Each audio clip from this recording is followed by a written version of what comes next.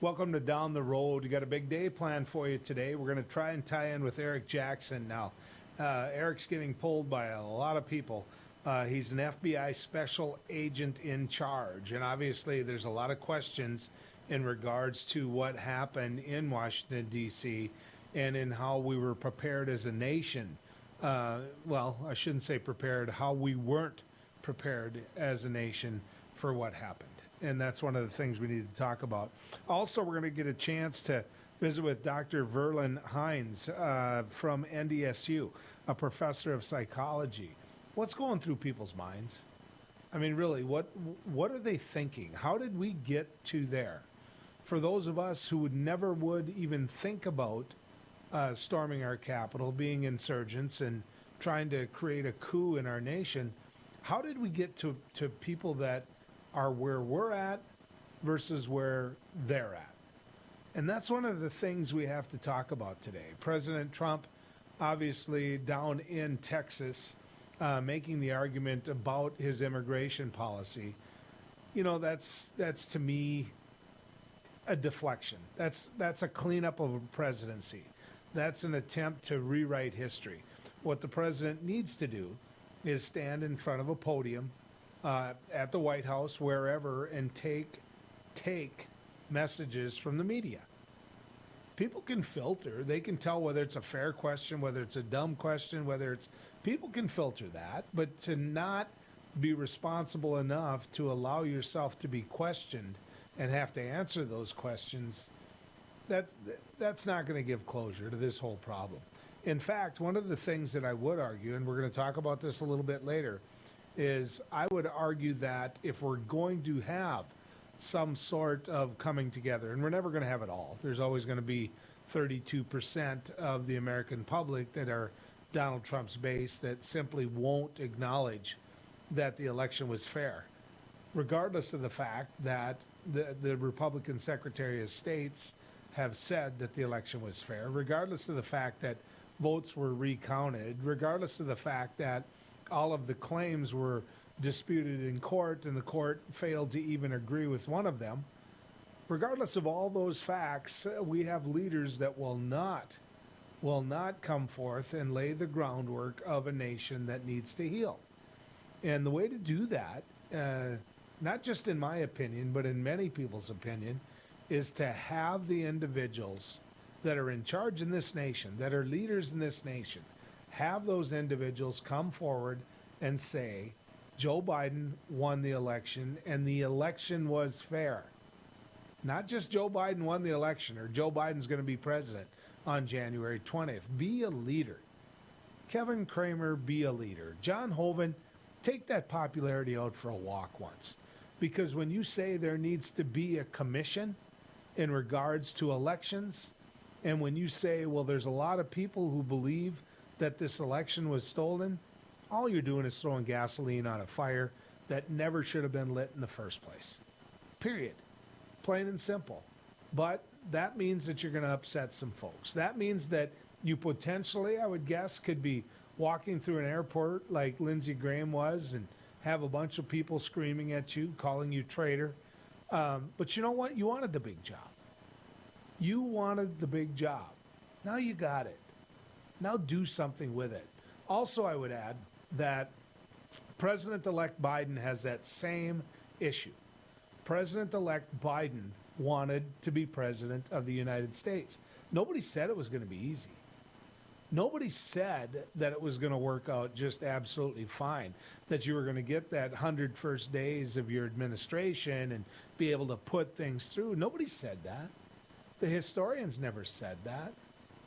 If you can put out the fire in the beginning, if you can, in some level, bring the majority, that 68% of America that doesn't buy into what Donald Trump is saying, if you can bring them all together and put them in a position where we can all live and work together, then you've done your job.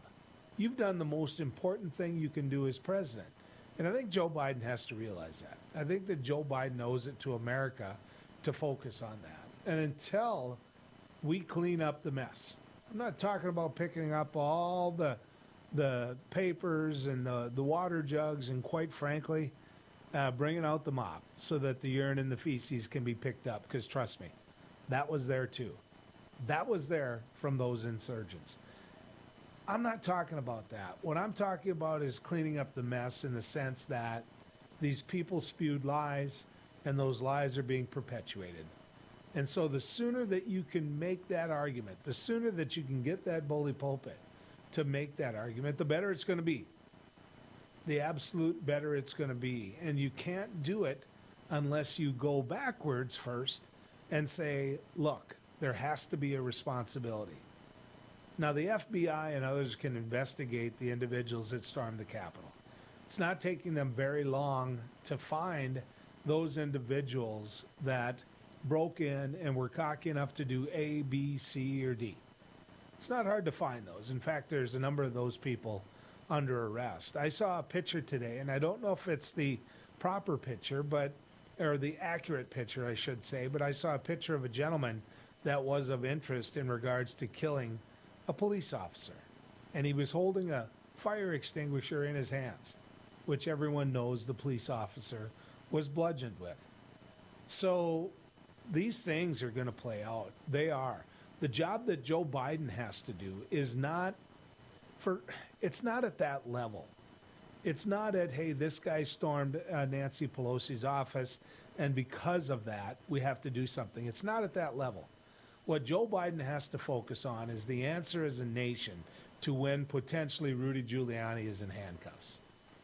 That's what Joe Biden has to focus on. Eric Jackson, as I mentioned earlier, is an FBI special agent in charge, which means that he knows what he's doing, which means that Eric Jackson, who served for 21 years at the FBI, is a gentleman that we're fortunate enough to visit with. Mr. Jackson, good to have you coming down the road with us. Hi, good morning. How are you? Doing well. I want to talk to you about the warnings. There's a lot of people out there saying that, you know what, we saw this coming, that we informed Capitol Police that they should have been more prepared. What do you see? What do you see having played out there? Well, one of the things that I always experience whenever we have special events, which this would have been considered a special event for the FBI, is looking at the intelligence. And if the intelligence is telling you that you're going to have 20,000 to potentially 40,000 individuals, that should have gotten someone's attention to make sure that you have adequate resources in case that incident turns violent or there are other agitators that are involved in it. So it was a failure on the Capitol Police's part and others for not preparing for something that was being talked about for almost a week about the level of violence that they were planning to undertake. So you're someone who has been in harm's way on behalf of this nation. I have to ask you this, because there are Capitol Police officers that need to be discharged. We're already seeing that. The head of the Capitol Police, we're seeing the Sergeant at Arms of the House and the Senate. We're seeing certain officers. I get that. But when you look at some of the graphic images, the videos of what happened, do you think the general public understands it? When you see a man go back, grab his baton, try to create some type of buffer between this wall of QAnon and Donald Trump protesters, do you think people mechanically understand what he was doing? Well, one of the things, and as I talked earlier about Capitol Police, I'm mainly talking about leadership. The frontline troops, they started fighting from the minute they saw that the threat was real. And they continued to fight until they cleared everybody out of there. I think we as a nation need to honor them as law enforcement officers, because they did something that very few of us, of any of us, would ever experience, a threat that was that well organized and that overwhelming, and you have limited resources. And everything that I see from the one officer that led them away from the Senate chamber to the officer that was trapped in the door and those. And one of the things that broke my heart, this group talked constantly about their love for law enforcement. they did not show love for law enforcement, and some of the verbiage that was being screamed at law enforcement, the way law enforcement was assaulted, that showed no love for those who are the true patriots. This same group of people claims to be patriots while they bludgeoned a police officer with the American flag. I mean, that's exactly what they did. This same group of people are the ones that fought over and over again as a man protested at an NFL game and said that he was unpatriotic while they used the American flag to kill someone. So I could not agree with you more. It's an image that I'll never get out of my head, and hopefully my grandkids won't see until they're old enough to see. I want to talk about what could be happening in the future. They are saying now that there's going to be protests, and some of them are saying there'll be violent protests at the 50 different state capitals in our nation. How do you deal with that? Well, I think, and you know, whether the memo that was put out was leaked out or was provided by law enforcement, what it's telling the nation is that this threat is real. How would the U.S. public feel if that threat had a different title, that Al-Qaeda plans to attack 50 capitals and interfere with the inauguration? I think people would be screaming and their hair would be on fire. Well, this should be no different. These individuals showed by their actions that they have no respect for our nation, no respect for the Constitution, and no respect for the rule of law. And if they are planning to do direct actions against the 50 capitals, we need to listen to them and we need to take them serious. But also at the same time, as American citizens, as law enforcement, as military, we need to hold them accountable, because this is a great nation. It's a nation worth defending. And if ever there's a time to defend this nation, it is right now. And not to let these hoodlum thugs and people who use the American flag against law enforcement officers. I've never seen anything like that before, and I hope in my lifetime I never seen anything like that again. But we should not shrink away from this threat. It is a threat, and law enforcement is taking it serious, and we as U.S. citizens and American public should take it serious also. Mr. Jackson, thank you, sir. Thanks for your service to this country, and thanks for coming down the road with us. You're welcome, and best of luck. And it's a great nation, and we all should be engaged in defending it. You bet. Absolutely. When we come back, we're going to get a chance to visit with Dr. Verlin Hines, and we're going to talk about the psychology of what happened. So stick around. We'll keep going down the road with you.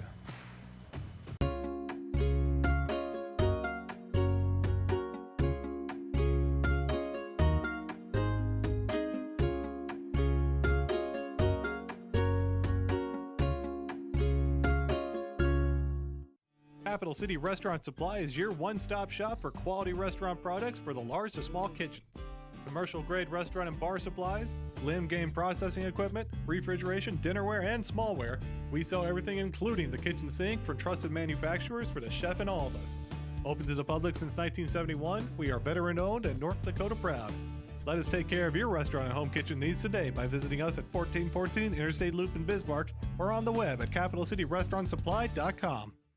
Hi, I'm Dennis Haugen, along with my sons Andy and Mike, and we're showing our support for wind energy in North Dakota.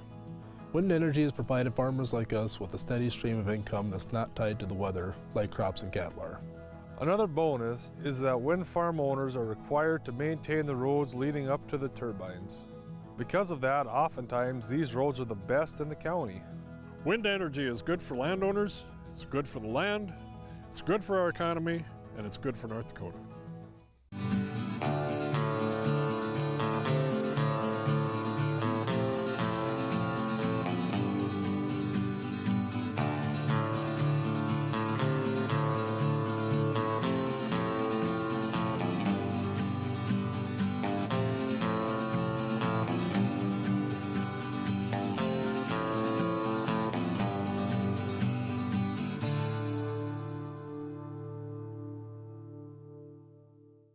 Are you a thrill seeker, sightseer, or day tripper? The Ford Bronco Sport SUV is built for you. Four Bears Casino is giving away a 2021 Ford Bronco Sport loaded with a ton of interior space, safari-style roof, smooth suspension for any terrain, and easy-to-clean surfaces. Qualify now just by playing your favorite slots at Four Bears Casino. Double points on Sundays. Also get in on Super Senior Wednesdays, slot turning Thursdays, and hot seats on Wednesdays and Thursdays. Spin into Four Bears Casino and Lodge for chances to win.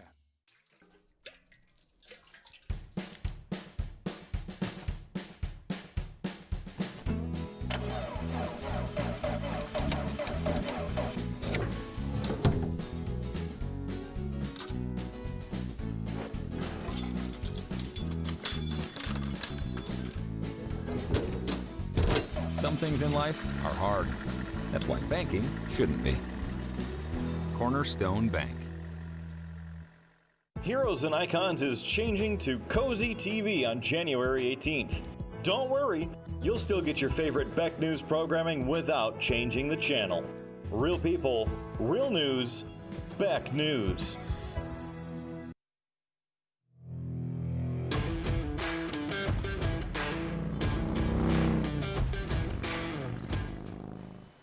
Welcome back to Down the Road. We're joined now by NDSU Professor of Psychology, Dr. Verlin Hines. Dr. Hines, good to have you on News and Views. And as we go down the road, old habits, Doctor.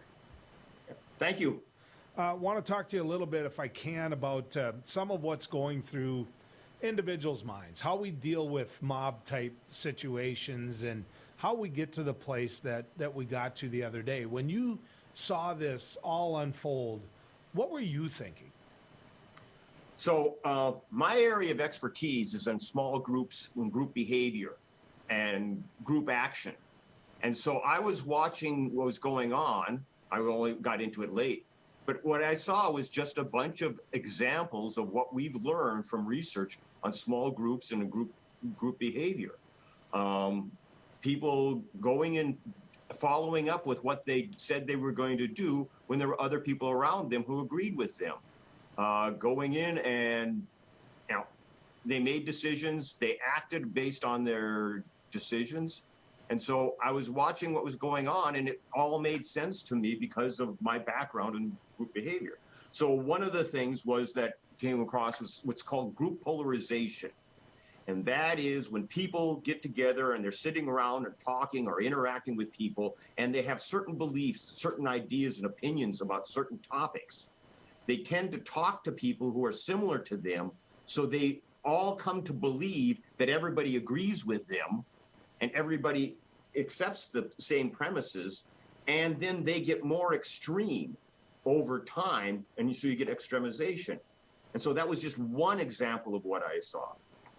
So, you know, to get to there, to get to that, you know, one mind, we're all going to take it to a different level, because I have to show that even though we agree, we're taking it to that place. You know, how does that start? And I'm not trying to sit there and say at the beginning of the Steele rally, you know, the Stop the Steele rally. I'm not talking about that.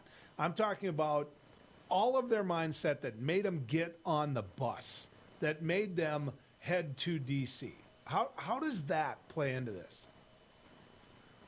I'm not the one who can get to there, but I will say it's the same thing that would get people to go to a rally in Minneapolis, St. Paul, or go to a rally in Bismarck. It's the same thing that people want to, in the United States, express their opinion.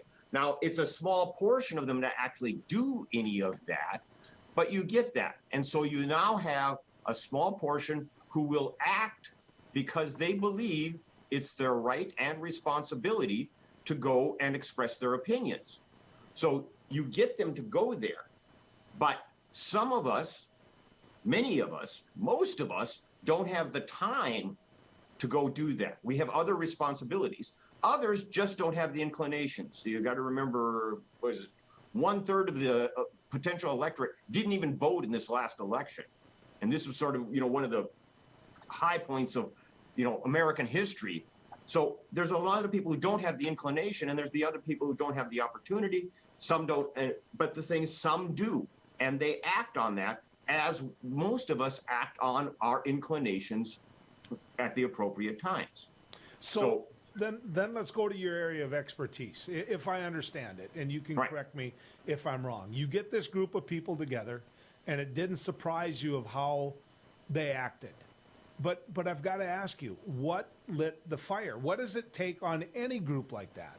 Not necessarily talking about the riot, the insurrections, all of that happened in D.C. What does it take to light that match after the gasoline's been poured all over it? It isn't one thing.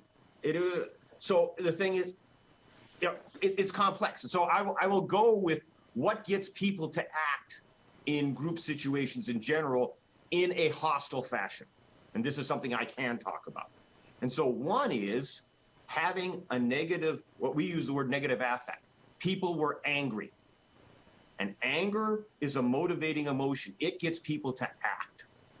Two is they have to have some thoughts. In this case, we're talking about hostile thoughts. The idea that I am going to do something.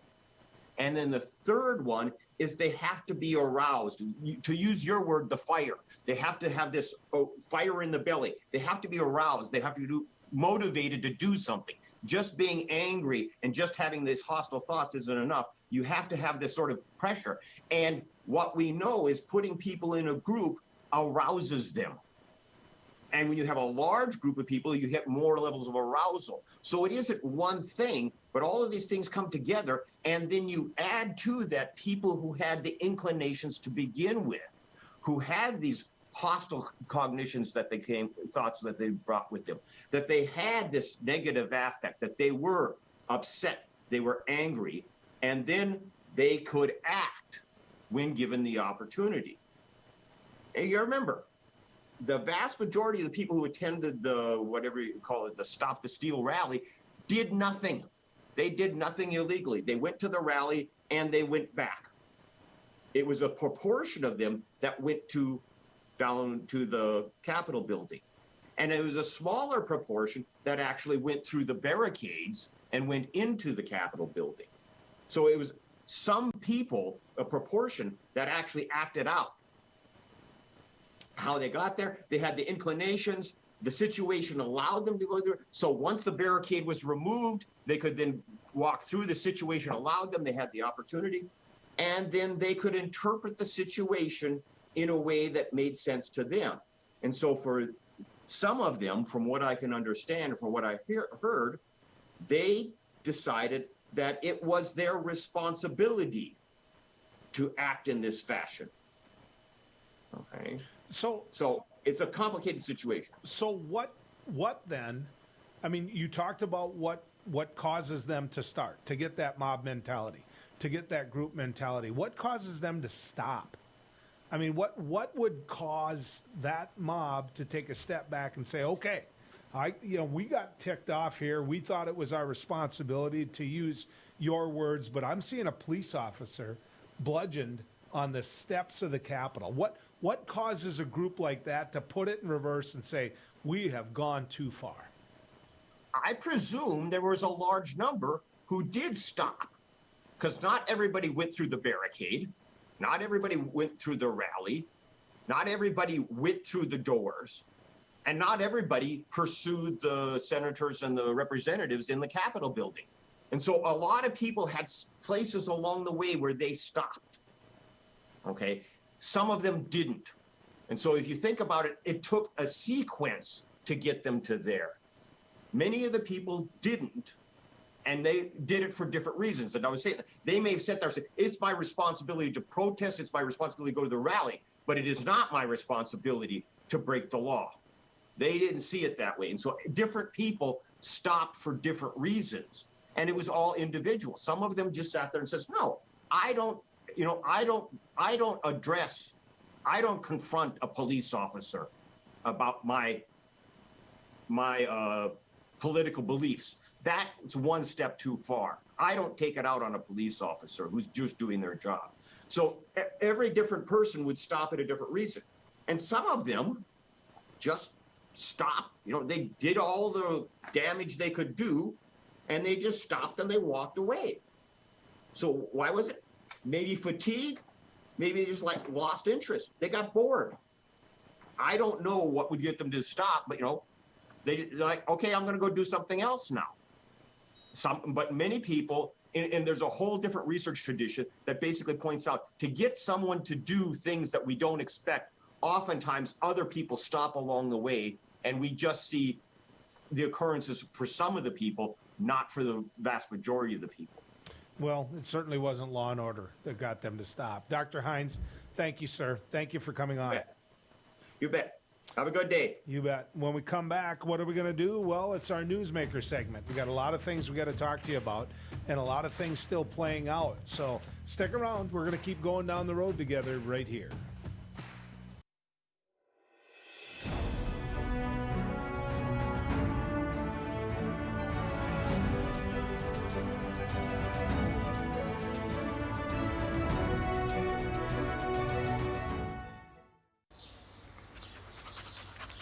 Jeez, what a mess. Look at that. There's roof stuff everywhere. It's so embarrassing. Ruins the neighborhood. Come on, humans. Let's get this fixed.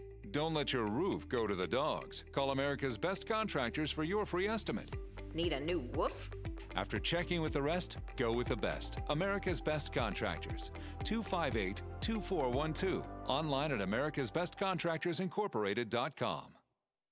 In southwestern and south central North Dakota, on any given day at any given moment, a Dakota Community Bank and Trust customer is logging in or signing on to do their online or mobile banking. We believe that community banking can blend both the past with down-home customer service in-house and the future with modern banking conveniences and technology for our customers anywhere, like here or here, all while honoring our long-standing tradition of community-first oriented banking here at Dakota Community Bank and Trust. My wife was diagnosed with early stage Alzheimer's. We talked about it and we kind of decided we'd be a little bit proactive and try to start making provisions. So we started looking here, and Eventide worked out to be pretty much the perfect answer. I guess I didn't expect it to be so nice. The staff here were terrific. We enjoy it. Beck News brings you real people and real news. Every weekday on KNDB, KNDM, and KRDK. Start your evening with the Dr. Duke Show at 4. Take a fresh look at current events with Ladies of Another View at 4:30. Go down the road with Joel at 5:30. Watch No Apologies with Becker at 9.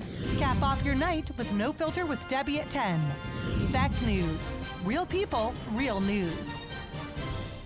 The professionals at Superior Glass provide residential and commercial glass installation and repair services in central and western North Dakota. Superior Glass is your source for stained glass projects, mirrors, windows, touchless and automated entry solutions. Stop by and see us at 3323 East Broadway in Bismarck or call us at 701-258-5600. Superior Glass, where you get superior service for less. Bye for now.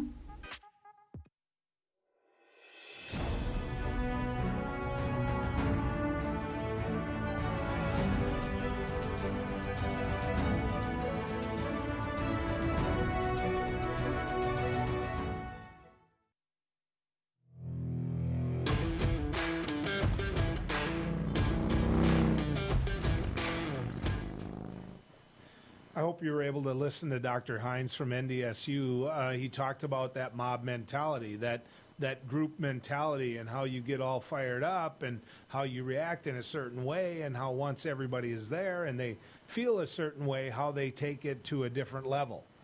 Well, my big question is, how did they get to there? How did they get to that point where they felt being an insurrectionist, being that individual that attempts a coup on our nation? How did they get to the point where that was okay? In their mind, that was okay, because I'm assuming they drive on the right side of the road.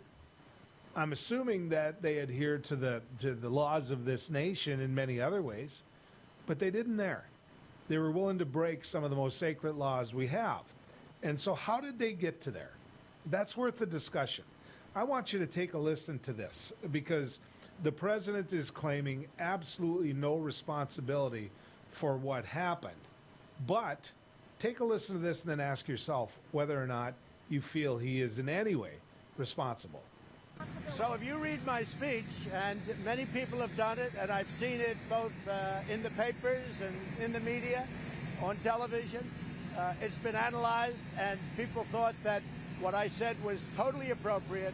And if you look at what other people have said, politicians at a high level, about the riots during the summer, the horrible riots in Portland and Seattle and various other places, that was a real problem, what they said.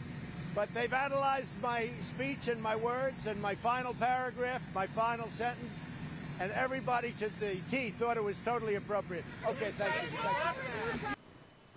It's not true. It's not true. Not everybody thought it was completely appropriate. That's not true at all. But then again, why should I expect the truth from a man who has constantly lied to me? When people show you who they are, believe them. Believe them. Now, this is a president that put people together in a group. Leading up to January 6th, he said time and time again, wait till they all get here. This election was a fraud. It was stolen from me. He said that prior to the election itself. He said, if I lose, that this election has been nothing but a fraud and that they had stolen it from me, right? That's the gasoline, ladies and gentlemen. That's the gasoline. So he puts these people that were sent there through sponsorship. Not every one of them could afford a way there. So Mr. My Pillow guy, Mr. North Dakota Attorney General played a role in getting all of these people there and encouraging them to protest. Now, I'm not saying that Wayne Stengham said, go get them at the Capitol. I'm saying he put them in a place with the like mindset that it wasn't any big surprise that they went. That's what I'm saying. That's what I'm saying. And so the president is deflecting. He's bringing up Seattle and Portland, and I'm surprised he didn't mention Minneapolis. I, as a talk show host, said many times, the individuals that protested in those cities should be arrested. They should be. They should be arrested and made responsible for the damage they've done. But that was nothing like this. That was nothing like this. Those individuals were protesting a series of events that happened in our lives that they said we haven't paid attention to. And that is in relation to black lives. Now, ask yourself this. If those men and women that stormed that Capitol were black, what would have happened to them? I realize that the vast majority of people that are watching this broadcast are white. I realize that. But I hope you look internally and ask yourself the honest question of if they were black, what would have happened to them? I want to throw one more at you. If the president says he bears no responsibility and he has his own attorney afterwards, his own attorney in a position where he speaks to that group that he put together, where his attorney, Rudy Giuliani, speaks to that group and says, we're going to go down there after the president directs them to go to the Capitol. We're going to go down there and we're going to have trial by combat. That's what Rudy Giuliani said. And that's who Donald Trump put in a position to say. I mean, he put him in a position so that he could say that. And his son, Donald Jr., is no different. And Donald Trump Sr. put him in a position to do that. So he does bear the responsibility. He bears a lot of the responsibility. He could have told them, and regardless of whether or not he feels the election was stolen, he could have told them all that tension, bring it down. Make your point, protest, let's see if they listen. But you know what? It shouldn't have surprised him one bit, and I believe it didn't, when those people took siege of the Capitol. I believe it didn't. Now, there's another point here when it comes to riling things up. There's a congressman that spoke at that rally, and a congressman that was put in a position of speaking at that rally by President Trump. I want you to watch this. Today is the day American patriots start taking down names and kicking ass.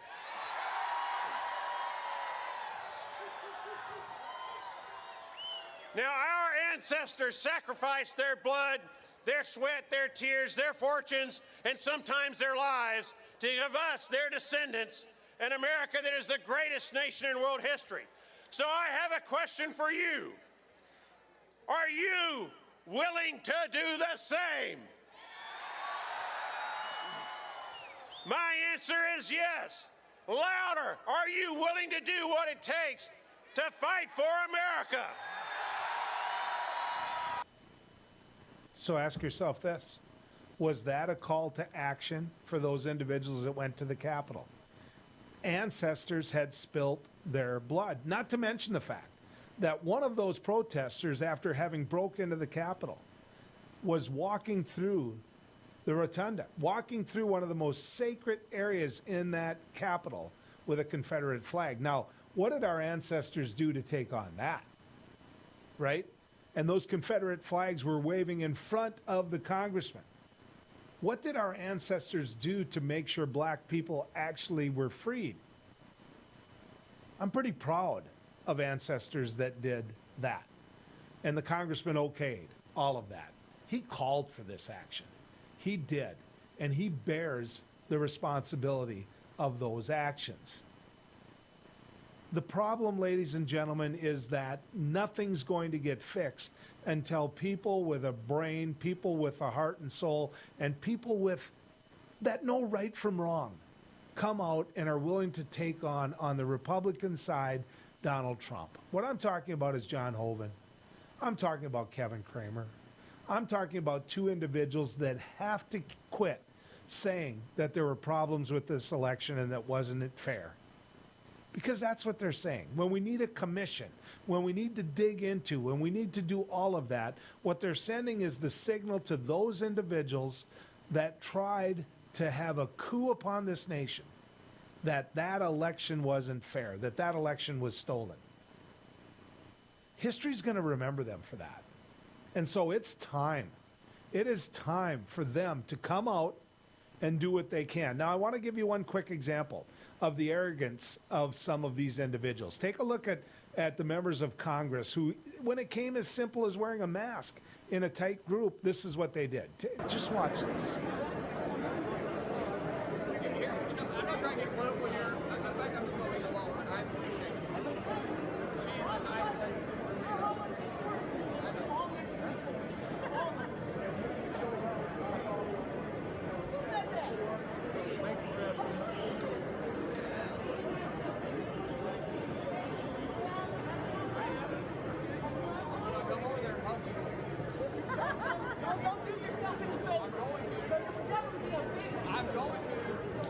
This is my AR, don't come to my district.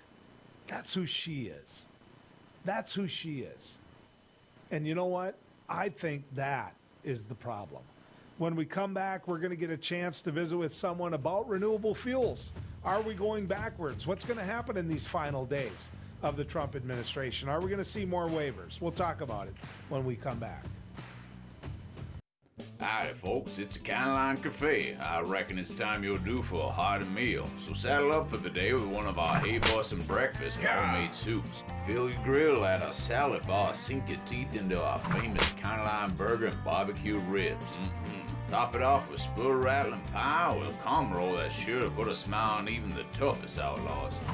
Shake the dirt off the boots each night and warm up with the game. Tell them about it, Stacy. I can't wait to see you at the County Line. Since opening in Hebron in 1940, Dakota Community Bank and Trust has been your hometown bank. Our mission has been to provide modern banking convenience with old-fashioned hometown service. We've grown with the communities we serve through year-round events, countless sponsorships, and nearly 7,000 hours of volunteering each year. Learn more about our 80-year history at dakotacommunitybank.com. Jeez, what a mess. Look at that. There's roof stuff everywhere. It's so embarrassing. Ruins the neighborhood. Come on, humans. Let's get this fixed. Don't let your roof go to the dogs. Call America's Best Contractors for your free estimate. Need a new woof? After checking with the rest, go with the best. America's Best Contractors. 258-2412. Online at americasbestcontractorsincorporated.com. For the greatest selection and full menu offering is the Four Seasons Restaurant and Ice Cream Parlor in Garrison. Succulent sandwiches, big breakfasts served all day, and delicious desserts. Easy access in and out for campers and RVs. The Four Seasons Restaurant at the top of Main Street, Garrison. Seasons Restaurant and Ice Cream Parlor in Garrison. Succulent sandwiches, big breakfasts served all day, and delicious desserts. Easy access in and out for campers and RVs. The Four Seasons Restaurant at the top of Main Street, Garrison.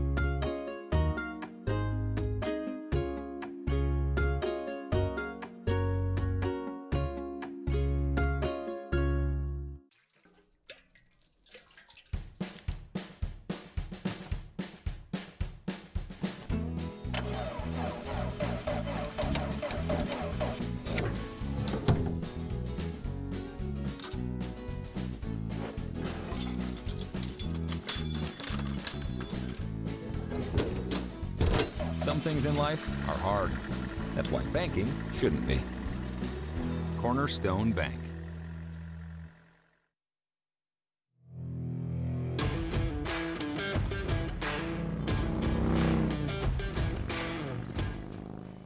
Welcome back to Down the Road. I consider myself someone that I'm pretty proud of the fact that I stuck up for renewable fuels. In my 14 years in the legislature, that was an ongoing fight. There was always this rift between people that believed in the renewable fuel standard and people who didn't. Well, you know what? My attitude was, number one, it was good for what I wanted to burn in my tank. Number two, it was good for the very people that I call my neighbors and my friends, and that was farmers. Dina Weiss is the executive director of the North Dakota Ethanol Council. Dina, good to have you coming down the road with us. Hi, Joel. Appreciate the opportunity to visit today. Want to talk a little bit about renewable fuels and where we're at. What's the status of it today as we're visiting? Sure. In North Dakota, we currently have 6 plants across the state. We have about a 550 million gallon capacity at those plants, which is 5 times the production that we had a decade ago.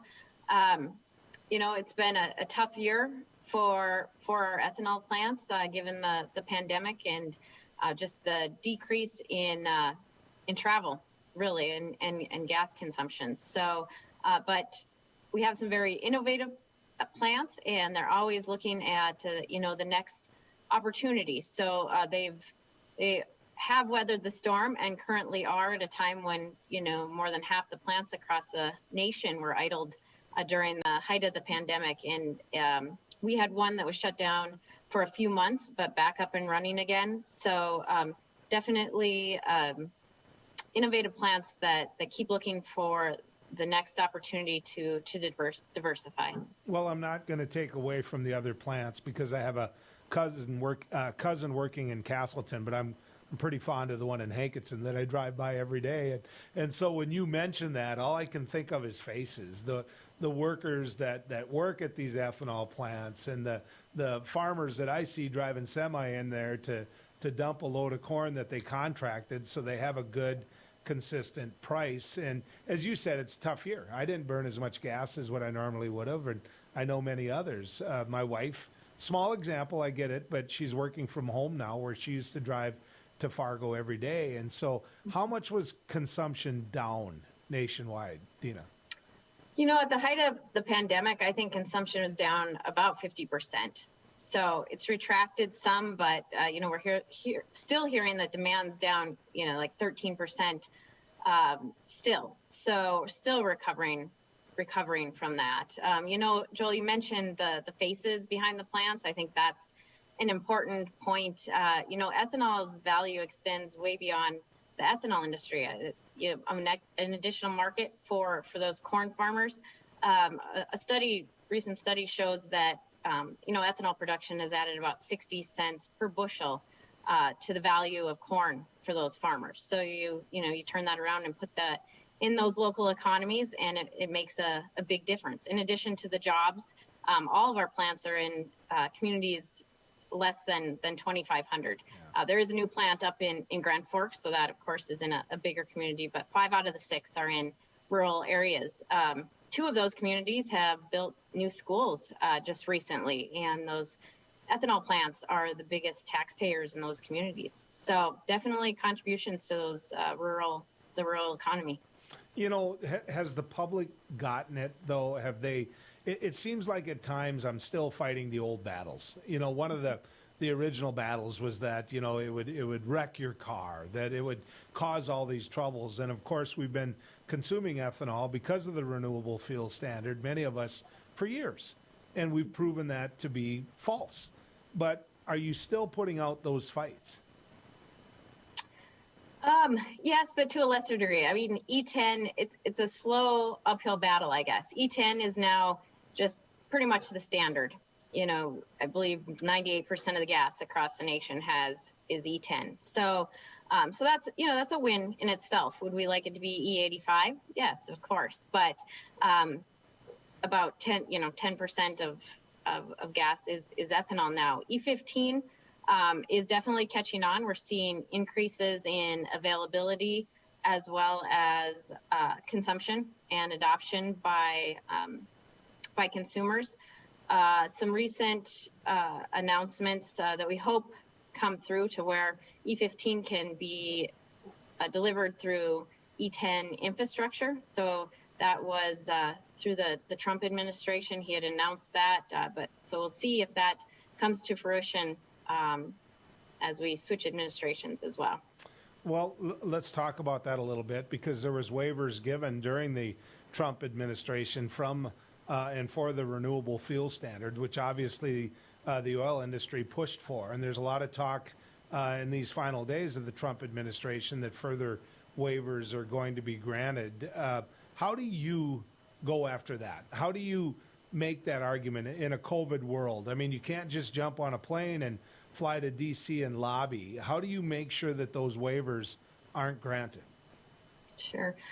You know, the ethanol industry has several national organizations that our North Dakota plants are members of. So, you know, Growth Energy, the Renewable Fuels Association, and the American Coalition for Ethanol are there fighting those battles every day. The National Farmers Union is also a great ally as well. So, you know, we provide input from North Dakota to those national organizations, and they're there every day, boots on the ground, making sure our voices are heard. You know, we also work really closely with our sister organization is the North Dakota Ethanol Producers Association, and they handle more on the policy side. The council handling more of the promotion and marketing. But the Producers Association, you know, has a strong relationship with North Dakota's congressional delegation as well to carry our message to DC as well. Well, it's going to be interesting to find out whether or not the very groups you talked about are able to stop these waivers. That's going to be the ultimate test. We can have great relationships, but it's time to get something done with it. You know, a lot of the people I know that raise corn also raise soybeans. How big of a partner is the biodiesel industry? Yeah, you know, I know our national organizations work closely as renewable fuels being important to rural America, and then at the North Dakota level, of course, we're working closely with numerous of our state level organizations to make sure that that things are favorable for renewable fuels in general. You know, one interesting thing about ethanol is the fact that the corn oil that's produced goes into the biodiesel industry. So of course we're wanting to support that and grow that industry as well. Yeah, and I think that's good for farmers as a whole. I think it's absolutely great. I've seen some of those partnerships behind the scenes, and I've seen how when everybody's on a like mind that, hey, we can put a standard out there, we can get a piece of this market. For those who say that it's subsidized, that ethanol by now should be able to stand on its own, what's your answer to them? Sure. Well, the ethanol industry isn't subsidized any more than, say, the oil or the petroleum industry. In fact, probably less. There's, programs in place. The industry is still in its infancy, but the renewable fuel standard really is an access program, growing, ensuring that there's market access for a fuel that's still in its infancy. So I guess that is how we, address that. Dina, anything else you want to get out to the public like me, that every time I stop at the pump, I make sure I put ethanol in? Anything else you want to tell them?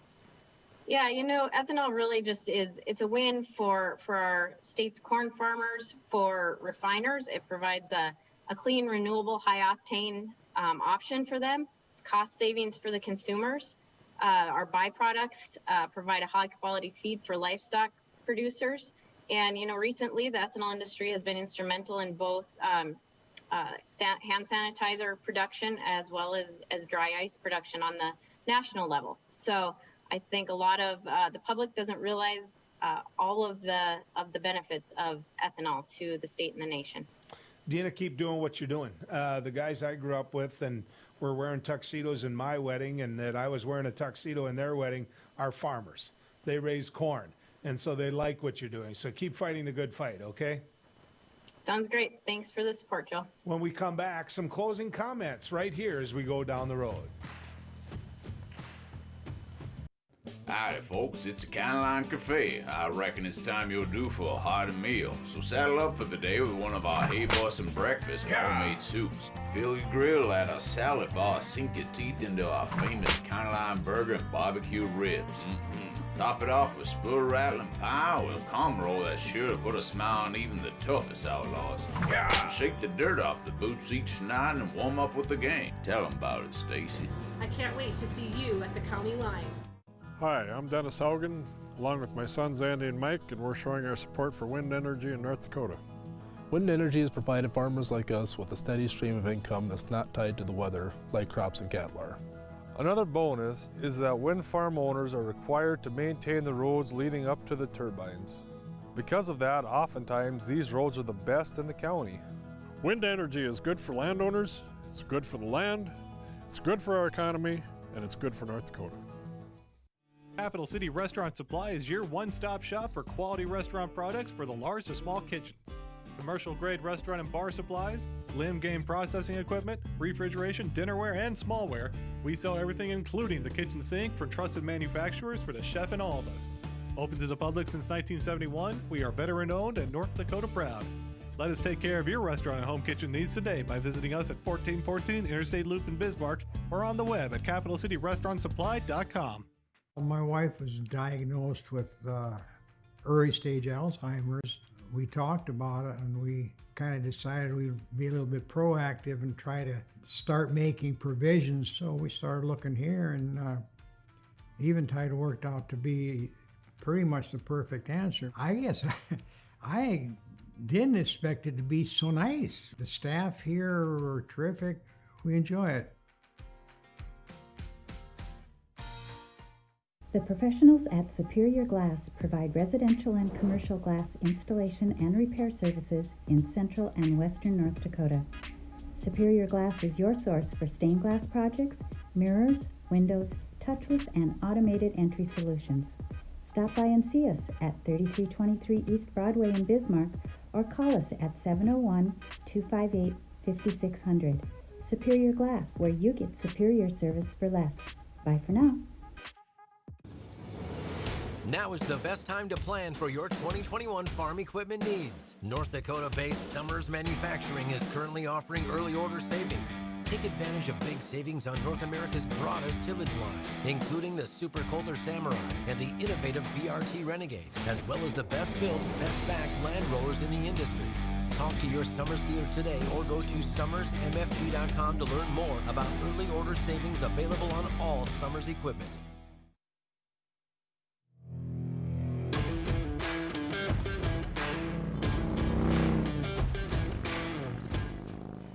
It's great to have you go down the road with us. Just some closing comments before we end today's show.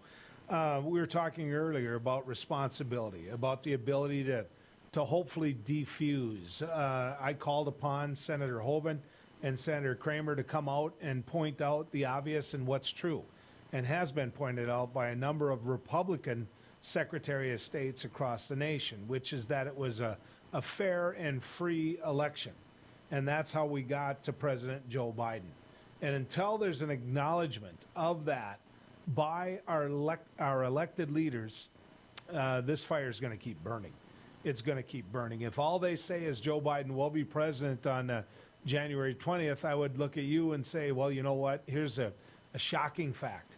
The sun's going to come up in the east. They need to go further. They need to step further. And they need to take on those individuals that are liars, that are flat out liars. And two of those individuals I want to point out are Josh Hawley and Ted Cruz. Josh Hawley is a Republican United States Senator from Missouri. You want to talk about ambition? This guy's got it. Well, there's another man with equal ambition who sees his path to the White House through Trump supporters, and that's Ted Cruz from Texas. They helped light this fire. They did. They're the ones that helped make sure that, you know what, these guys get fired up. And now they're facing censure in the United States Senate. That's a good thing. That's a good thing. That's a deterrent. That's the ability for the nation's eyes to be placed upon individuals that played a role in that riot, in that insurrection, in that attempted coup, in that murder. And it was a murder that happened at the Capitol. For those individuals that played a role in that, in many different capacities, they need to pay for it. And so if our 2 United States senators in North Dakota don't have the courage to come out and say, you know what, this was a fair and free election, then I hope they have the courage to censure the individuals that caused the trouble, or at least played a major role in causing the trouble. You know, it's been good riding with you, folks.